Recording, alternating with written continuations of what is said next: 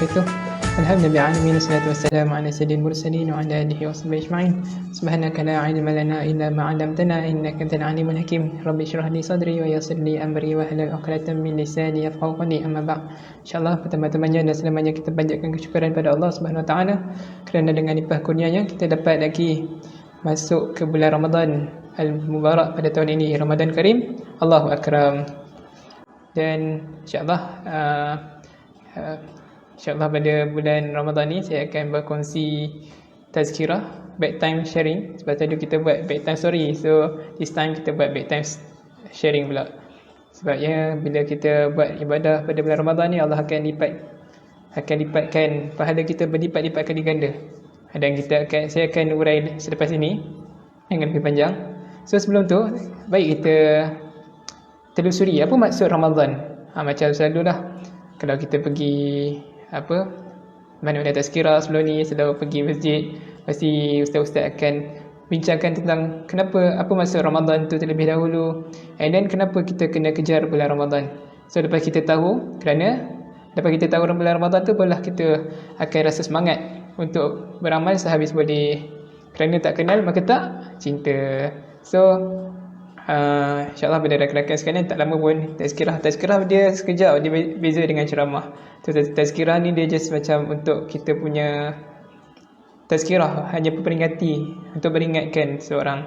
Sebabnya dalam Al-Quran surah Allahumma salli ala sayyidina Muhammad Az-Zariyat, Allah beritahu fa inna dzikra tanfa'ul mu'minin.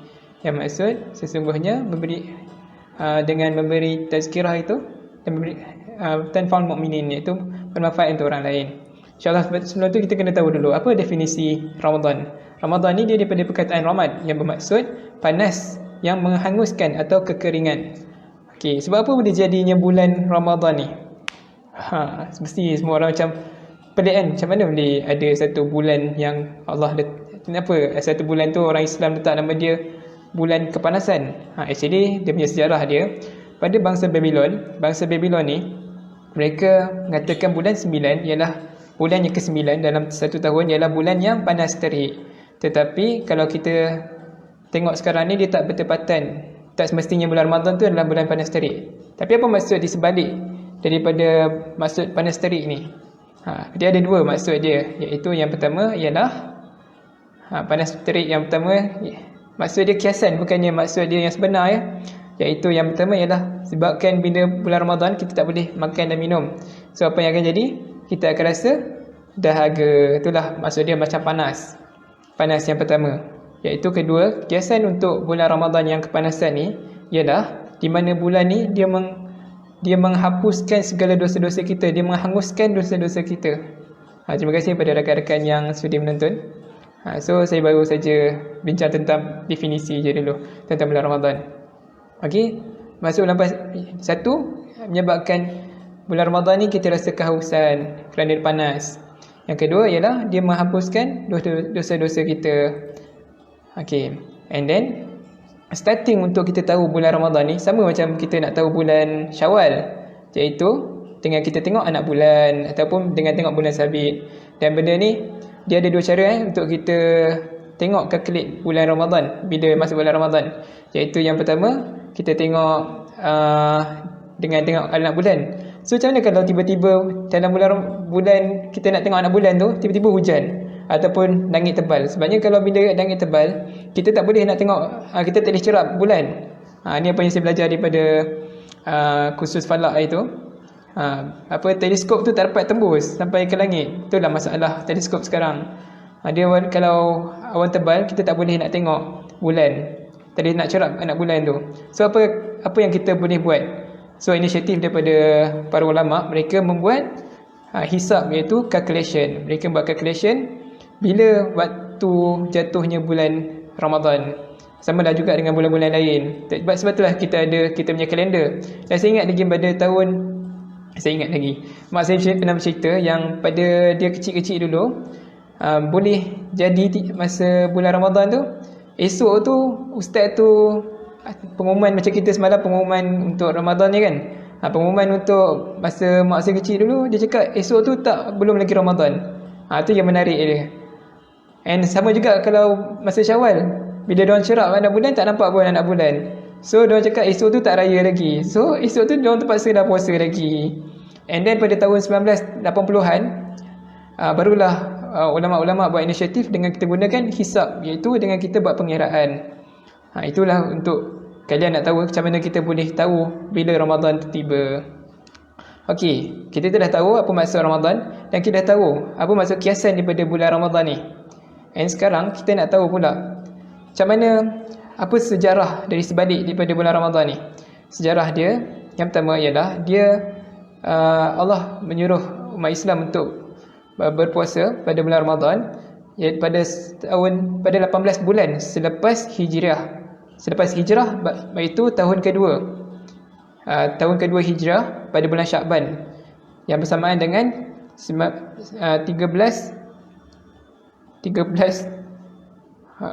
saya nak silap 624 Masihi.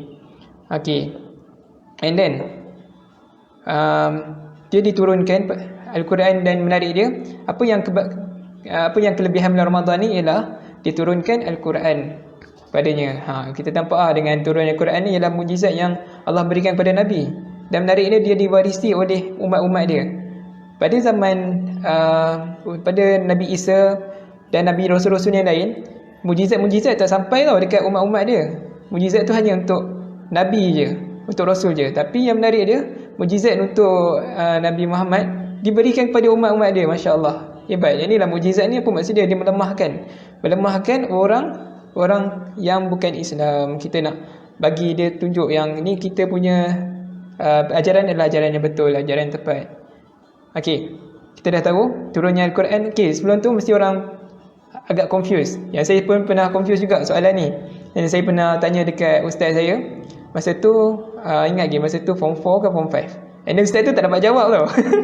Tu yang menarik dia, ustaz tu dapat jawab. And then saya discover sendiri, and saya pun dapatlah tahu, iaitu okey, saya tanya dekat ustaz tu, Ustaz, kalau Al-Quran tu diturunkan pada bulan Ramadan, maksud dia masa Nabi tengah berkhalwat dekat dalam Gua Hira, ataupun tengah berkhalwat ni menyendiri di Gua Hira tu, maksud dia Nabi tengah masa tu bulan Ramadan ke? And then pada malam tu adakah malam Lailatul Qadr? Malam Lailatul Qadr. Actually Lailatul Qadr tu maksud dia dah Lailatul Qadr tu maksud dia dah malam Qadar lah. So kita orang Melayu kita ambil dua-dua, malam Lailatul Qadr, bantai semua terus. Okey, lepas tu ustaz tu cakap kemungkinan, nanti saya cari. Sampai sekarang dia tak beritahu jawapan lagi. So saya discover sendiri, and betul, pada malam Nabi mendapat wahyu pertama itu adalah pada malam Lailatul Qadr, and then pada bulan Ramadan, pada 10 malam terakhir. Pada 10 malam terakhir bulan Ramadan. Okey, sekarang ni kita kena tahu sebab itu sejarah dia lah, macam mana bulan Ramadan disuruhkan kepada kita. Kenapa Allah tak suruh umat Islam berpuasa ketika sebelum hijrah lagi? Sebab apa? Sebabnya masa sebelum hijrah, ketika di Mekah, masa tu Islam kita tengah teguhkan tentang akidah dulu. Allah teguhkan akidah kita. Bila akidah kita kukuh, barulah kita tak kisah pun segala syariat yang Allah turunkan. Sebab itulah lepas hijrah itulah barulah diturunkan kita kena puasa, and then diturunkan kenapa kita tak boleh minum arak. Banyak lagi, semua syariat-syariat diturunkan ketika hijrah. Okey, dan bila puasa pada bulan Ramadan, kita mesti tahu iaitu kita kena berpuasa pada bulan Ramadan. And then dia adalah fardu ke atas mukallaf. Mukallaf ni ialah orang yang baligh dan berakal dan beragama Islam lah. And siapa yang baligh dan baligh, dia yang wajib untuk berpuasa. Seandainya budak-budak tu, kalau kita tengok mereka tak puasa, janganlah kita rasa keji, kita tengok dia, kita cemoh dia, kita ban dia, kita buat apalah semua hina dia, mesti kita dah cakap tak puasa. Yang pelik dia kita sekarang ni kan, kita orang Malaysia, kita merasakan orang tak puasa tu adalah satu benda yang sangat teruk tau. Sedangkan kita tak tengok pula orang yang tak solat. Tak solat. Kau ni pukul apa ni tak solat lagi? Kenapa kita tak rasa macam tu? Sedangkan kalau orang tak solat, solat ni disuruh, diajar sejak umur 7 tahun, sejak budak-budak lagi. Terima kasih kepada siapa yang sudi tulis komen lah. Kalau tulis komen tu, tulis apa input yang dapat, barulah saya tahu apa learning point yang you all dapat. Okay, sebabnya barulah siapa yang baru datang tu boleh tahu apa yang saya sharing sekarang. Okay, cakap pasal solat tadi kan, kita tengok orang yang puasa, tak puasa ni, tengok tak puasa kan, sedangkan dia belum balik, dia budak-budak lagi. Sedangkan Imam Syafi'i pernah dia mengajar pada bulan Ramadan dulu, masa tu dia masih lagi belum balik. Sebabnya Imam Syafi'i ni dia cekdik dia terlebih. Dia mengajar sejak dia kecil lagi, sejak dia belum balik lagi. Dan dia tengah mengajar-mengajar tu, masa tu bulan Ramadan, lepas tu dia ada air tau dekat meja dia, lepas tu dia minum. Semua terkejut lah, weh tak puasa. Sedangkan dia ni kan, aku belum balik lagi, belum lagi kewajipan ke atas aku untuk berpuasa. Macam kalian semua dah balik, sebab tu kalian kena puasa. Semua macam wow, semua terkejut lah. Macam, sebab Imam Syafi'i tu kanlah bodoh, dia tahu lah sebab dia buat macam tu sebab nak tunjuk kat orang yang orang yang balik je wajib berpuasa. Tapi kita sekarang ni baguslah kita mengajar budak-budak untuk berpuasa juga kan. Tapi kenapa kita tak macam tekankan juga untuk bahagian solat? Sedangkan solat ni pun lebih utama, dan amalan yang pertama Allah akan hisab ialah bersolat. And then pada bulan Ramadan ni dia ada 3 benda yang diturunkan. Yang pertama seperti saya cakap tadi, iaitu Al-Quran. Yang kedua ialah tarawih. Kita boleh buat tarawih ni hanya pada bulan Ramadan. Lepas ni yang Syawal, pada bulan-bulan lain jangan buat pasal buat tarawih pula. Okey, jangan And then satu lagi iaitu berpuasa wajib. Lepas bulan Ramadan tak boleh ke puasa? Boleh, tapi taklah sewajib seperti bulan Ramadan. Taklah fardu, hanya sunat. Okey, sekarang kita nak tahu kelebihan kita beramal pada bulan Ramadan. Sebabnya barulah kita semangat sikit apa yang kita buat ni kan. Sebabnya macam kita orang manusia, kita ni buat sebab kita nak ganjaran. Tak salah bukannya satu benda yang salah. Sebabnya dalam Quran sendiri Allah banyak buat benda yang kita buat ini, Allah akan ganjarkan ini. Bila kita buat ini, Allah akan ganjarkan ini. Banyak sangat dalam Quran. So tak salah.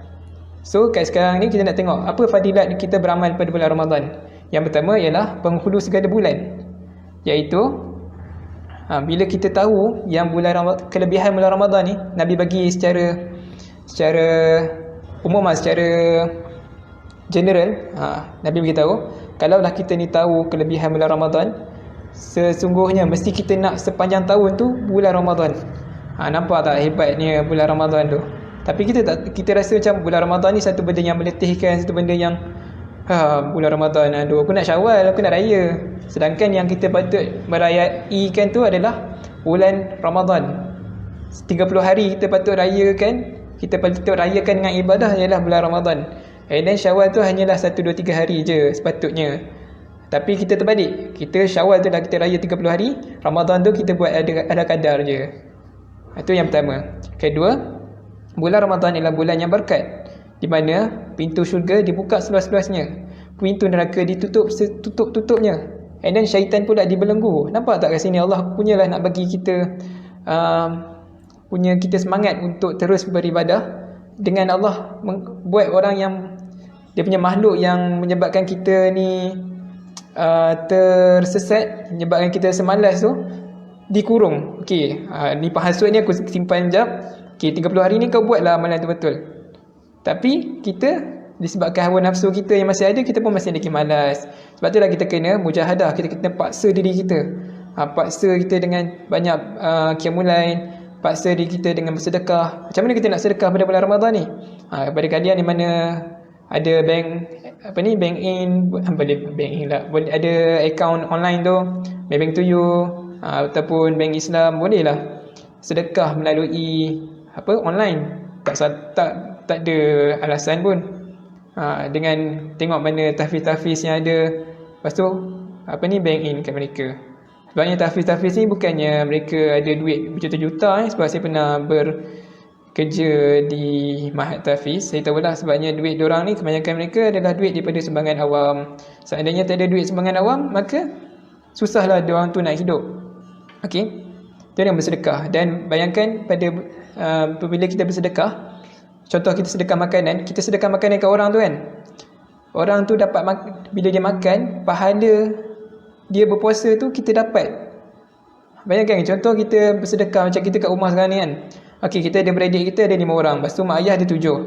Okey, lepas tu kita sedekah makanan, kita beli makanan kat luar. Maybe kita order Foodpanda ke, pizza ke apa ke.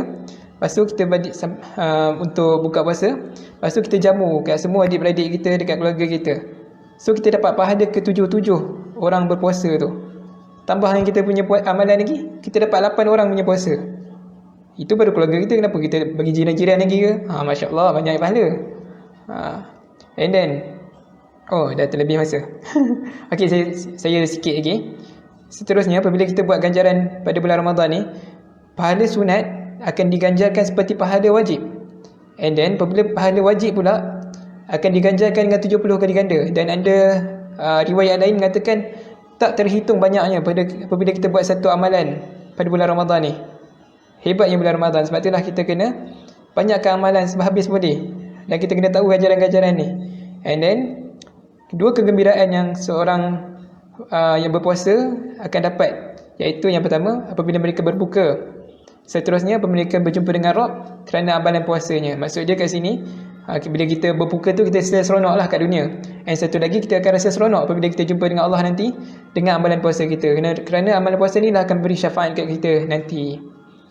Okey, seterusnya ada satu hadis yang beritahu man shama ramadana imanan wa ihtisaban ghufira lahu ma qadama min dhanbi, iaitu yang maksud siapa yang berpuasa pada bulan Ramadan dengan penuh iman wa ihtisaban, mereka akan ghufira lahu, Allah akan ampunkan dosanya terdahulu semuanya sekali. Allah akan ampunkan.